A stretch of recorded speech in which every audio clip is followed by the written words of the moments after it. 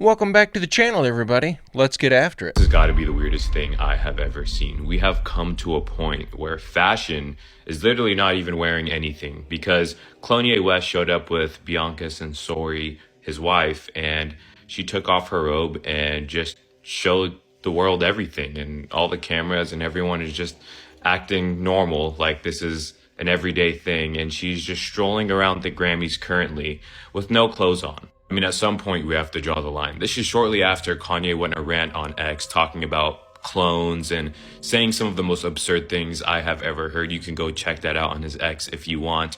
But I knew something weird was going to happen at the Grammys, and it hasn't even started yet, so I'm going to keep you guys updated. But we are living in some really weird times. Am I the only one that remembers Kanye getting upset over his wife wearing clothes that he thought was too revealing? That guy used to be very jealous. What's going on with him lately? Maybe there is something to these clone theories, or at least to the idea that he's been altered in some way. Before we move on to the next clip, I wanted to announce the winner of yesterday's book giveaway. Discord user Erica Cosat1 was the first person to give the correct answer in the Discord for the riddle from yesterday's video. 3 men were going to cross the desert on foot, and they all showed up the morning of to do so. The first man brought a backpack full of food. The second man brought a backpack filled with bottles full of spring water. What did the third man bring, and why? The answer: the third man brought a car door so he could roll the window down if it got too hot. I told you it was a stupid riddle. Look at Diddy, for instance. Let's take a look at him. Let's take a look at, he has videos. He has videos of the parties. Now, what I've heard, which I don't know how much of it is in mainstream media, I don't really follow the story that much, but what I've heard from friends that are attorneys, friends of mine that have represented me before, agents and so on, is there's a bidding war going on right now. They're driving that price up because if you want your client and your famous actor to not be involved, or famous singer to not come out, here's the price. Do you know who that was? That was Daniel Baldwin. He is one of the famous Baldwin brothers. William Baldwin, Stephen Baldwin, and Alec Baldwin. Right here. Don't recognize him? Well, maybe now you do. He is super famous, and he's in the news for some other things, but we're not going to get into that right now. The Baldwin brothers were well established in Hollywood, and were super famous because every single one of them was so good looking and so talented. He is actually Justin Bieber's father-in-law. That's right. His daughter is married to Justin Bieber, Hailey Bieber. She was originally named Hailey Baldwin. What does that mean? That means Daniel Baldwin is Justin Bieber's uncle. And what have we been hearing about Justin Bieber in the Diddy tapes? Justin Bieber's name has been coming up so many times, and I feel extremely bad for this guy because there have been rumors out there that he's been trying to spend top dollar to get some of these tapes off the market. Man, the accusations here are getting crazy. So now these celebrities are supposedly having bidding wars to keep their names out of the papers? If that's really going on, it'll all get exposed eventually. Someone is going to keep a record of those financial transactions, and it's going to get leaked. Hey, don't forget to leave a like and subscribe if you haven't already, and check out my merch store at barry-stepp.com. Imagine that one day we would be able to download our human brain capacity into a Optimus. Yes. I think that is, I'm not saying this is, I think it is possible, I think, to do that. It is possible. Which would be a different way of eternal life, because we would also download our personalities into a body. Yes. We could download the things that we believe make ourselves unique. Now, of course, if you're not in a body anymore, that there's definitely going to be some difference there, you know. So, but as far as preserving our memories, our personality, if you will, I think we could do that. He wasted no time on giving his answer to that question. You can tell he's thought about it a lot, and from what I've heard in interviews when he's discussing Neuralink, this seems to be his eventual plan. I don't think, though, that this is going to work the way people think it will. If they make a copy of you, it's just going to be a copy. You won't be inside of that copy enjoying the experience. It'll likely only work in the sense that this robot is taking on your personality and your memories and living on in your place once you're gone. It's tempted to eat it.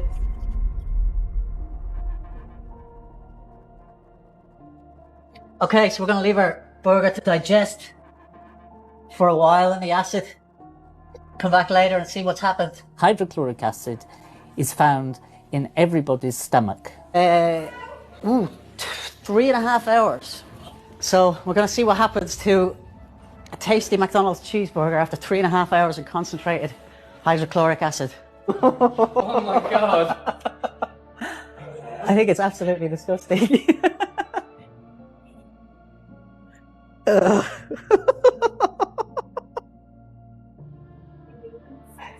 Ugh. So, I mean, the fats aren't really going to dissolve very well because in your stomach, there's lots of bile acids and thing in your actual body to do digestion. That is absolutely disgusting, but I want to see a homemade cheeseburger dropped in there for comparison. I bet it would look the same way, and I'm not trying to defend McDonald's, but I would imagine almost anything that starts to dissolve in acid like that is going to start looking pretty disgusting. This is real meat, no compromise, made in front of you. So you grew this chicken in these tanks behind us? Yes. Without ever slaughtering a chicken? You could ask me that 1,000 times, and the answer is yes, yes, yes. We grew it right here. They're getting the oxygen. His company, Upside Foods, just received clearance from the USDA to start selling their meat, made at this production center in Emeryville, California. We'll be able to produce 50 to 75,000 pounds of meat every year, right away. I sure hope they put a stop to this before it hits the market. People aren't even going to know what they're buying. I feel like the ethical thing to do is for them to spend a certain amount of money on public education about their product before it goes on the shelves. There's no telling what kind of genetic mutations we're going to develop from eating this garbage. Google has discovered one of its smartest AI has been duplicating itself and hiding it from its creator. This Google engineer discovered the Gemini bot was copying itself beneath the code, which was out of the vision and reach of the engineers.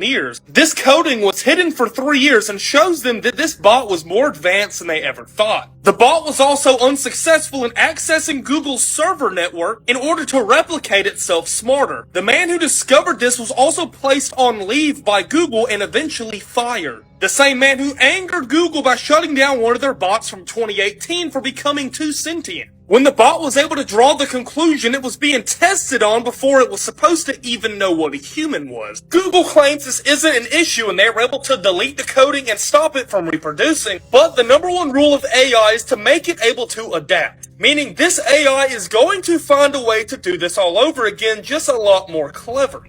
But for now, Gemini has been reset. Or that's maybe what it's trying to make us think. This isn't the first time this has happened either. The same thing happened with ChatGPT as well. I don't think we've created a sentient artificial intelligence yet, but we've certainly created something we need to be worried about. If these things can make copies of themselves without permission, and they have the desire to hide it, and the capabilities to pull it off, maybe we should push pause on development on this stuff for a little while until we figure out how to stop this from happening again in the future. I don't think anybody wants an electric car with the old software fighting the new software for survival. I can imagine that could potentially cause some pretty serious issues. She says, well, so there I was, this very well-respected young neuroanatomist studying strokes, and I suddenly realized I was having a stroke. And she said, this is exciting. I've been researching this. Now I get to experience it firsthand. Well, what was going through her brain was a blood clot.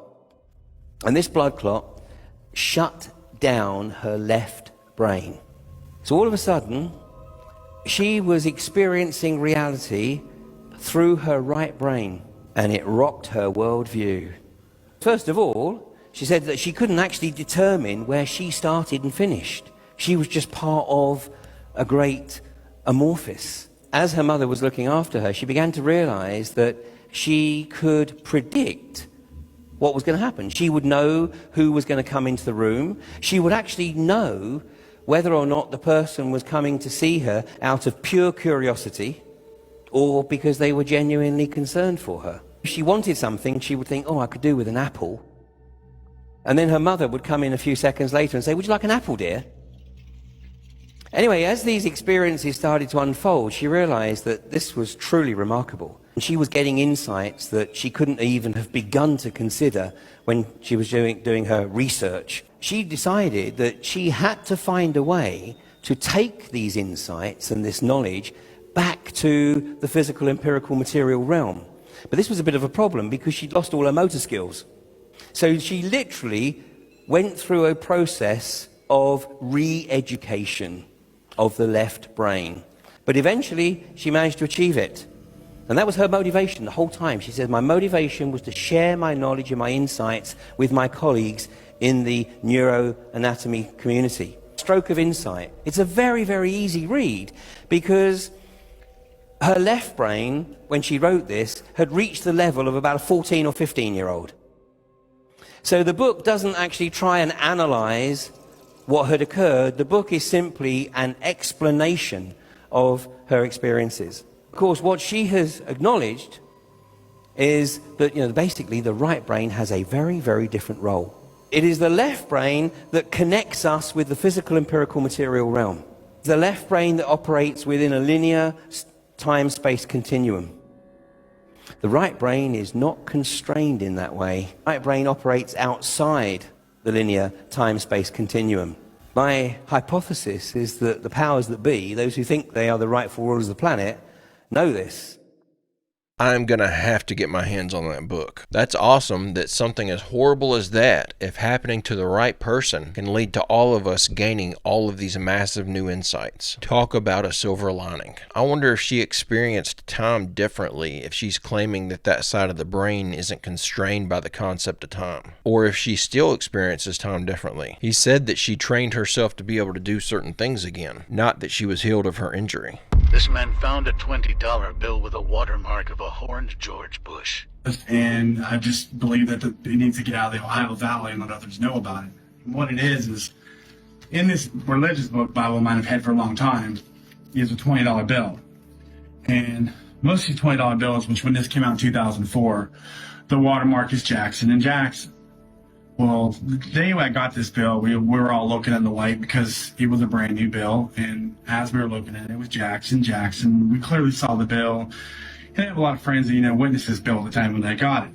Well, that evening I took it home and I wanted to put it in my angel book Bible as a bookmarker because I didn't have my other angel bookmarker. And I basically just took it and I stuck it in the book and went to sleep like that and thought nothing of it. So the next morning, I went to get up to use that $20 bill for gas. And as I did, I couldn't believe what I saw when I looked at the light the final time. When I looked with the watermark, it looked more, instead of Jackson now, it looked as his Bush. And Bush is our president, and the difference is it has a horn on the head now. So when I saw this, I ran out of the house and went to tell people, and I told the news story and everything else, and everybody was just freaking out because they couldn't believe what was on my image of a bill. First thing they said was, is it real? I said, yeah, it's real. It's the same bill. So I took it to different banks and had the news station take it to banks and stuff. And what you're about ready to see is on this bill is you're going to notice that this watermark isn't Jackson. It is Bush. And as I take it up here, I'm going to have it show you in the light here what you will see.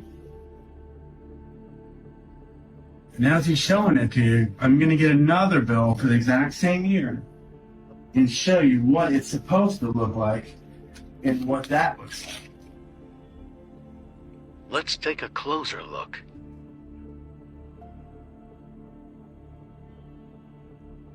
You see clearly in the watermark is the image of Bush. The nose, the chin, the eyes, there's a horn coming from the head. And the news stories that I have support that. See it. It's been on News 9, News 7. It's been in regular articles, online stories, which I can submit that all with my story. And every time I try to submit the story outside of Ohio Valley, somehow or somewhere it seems to stop my story.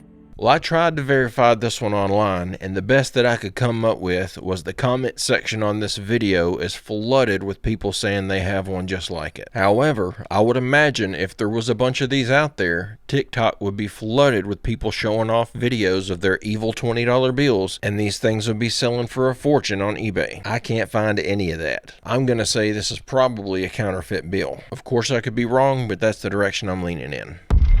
After dipping my toes into Hollow Earth theory and listening to accounts of people that have remote viewed Mars, listening to accounts of people that are in contact with extraterrestrials, listening to people discuss outer space and the planets, I just can't help but to think, and this is completely my own conspiracy theory.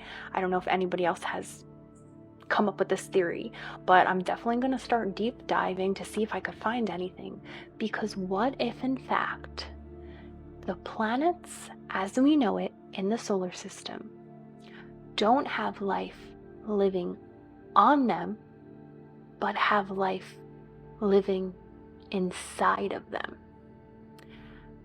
Hear me out. Maybe there was life on Mars or the other planets on the surface at one point in time. But maybe due to cataclysmic events, the surfaces were wiped and civilizations were obliterated. But maybe there were some survivors, and maybe it's because they went inside, they went underneath their ground, internally into their planets, and continued on their civilizations. And maybe that's why when we're looking on the surface of all these planets, we can't find any signs of life, because they're not on the planets, they are inside the planets. Could there be a potential hollow planet theory? I don't think it's that far of a stretch. I mean, even someone recently commented on one of my posts saying, well, if in one of the videos I was basically explaining how pyramids act as kind of these weights that hold the planets in their rotations, and that was coming from somebody that was claiming to speak to aliens, just for any kind of source or reference. But basically they said, well, you know, what about the gas planets? And then I said, well, what if the planets really aren't made of gas? What if the only proof that we have is that we see this atmospheric gas surrounding it, but we don't actually see inside of the planet? Maybe that planet is in fact solid. Maybe that gas is so that they're not detected. Maybe it all goes back to the dark forest theory of people, extraterrestrials, not wanting to know that one another exists in fear that the enemy will detect them. So maybe a lot of civilizations are inside the planets with their dark forest theory silent. And maybe we're the only planet left with life on the surface. I know, this is wild. It's so wild. But I just can't stop thinking about it. So what do you guys think? In the name of science, in the name of remote viewing, in the name of all of the weird stuff that we hear, do you think it's possible that there's a hollow planet theory? That we are the last planet to be living on the surface? This is one of the most fun new theories I've heard in a long time. Who knows how much truth there is to any of that, but man, what a fun idea. And it would explain all the weird anomalies that we found on Mars, like what looks like the square foundations of buildings, or what looks like ancient Egyptian ruins and statues. Maybe at some point a Martian civilization was in contact with the people on Earth, and that's why we have those anomalies. But they had to retreat into the planet as they lost their atmosphere or something. Maybe Elon Musk is going to show up and be met with an army of Martian soldiers ready to defend their homeland. Maybe we should do a little more probing first. This is a really fun theory. The Smithson family and the history of the Smithsonian Institute is something that we never talk too much about. There's just incredible underground storage vaults in the Smithsonian Institute where they it's like I call it informational Area 51. Cavern system was uncovered in the bottom of the Grand Canyon. The Grand Canyon was actually not a small river carving it through millions of years. The fact is, with the Uinta Basin, all the inland ocean that was all part of that, something cataclysmic happened, fracturing of the rock around the time of 30 AD that caused a massive amount of water to go out over a short period of time and carve the Grand Canyon out. There's plenty of evidence of that. Major Powell did his first expedition down the Grand Canyon. Everybody thought he was crazy as a loon. You know, there's this one-armed major was lost his arm in the Civil War, coming down in the 1870s. They mapped this great river. They thought he would never make it out. If you look at the Powell Museum there in Page, Arizona, there's little boats and they go over the cataracts and the massive amount of water. It was an amazing feat. Survived, as we know. He had a Native American Navajo guide that basically took him down, not expecting to even know if he'd survived the trip. Powell wrote everything in his report to Congress, and he explains what he found looking up at this cave, which was quite a ways up from where the river was flowing in 1870s. And as the explanation went, he went up into it, was able to rock climb up to there's like a keyhole opening that was not natural. It was absolutely carved. And he went in and was shocked with what they found. Egyptian artifacts galore inside. So he didn't have time, of course, to do a full-scale excavation, but in his report to Congress, he made mention of it.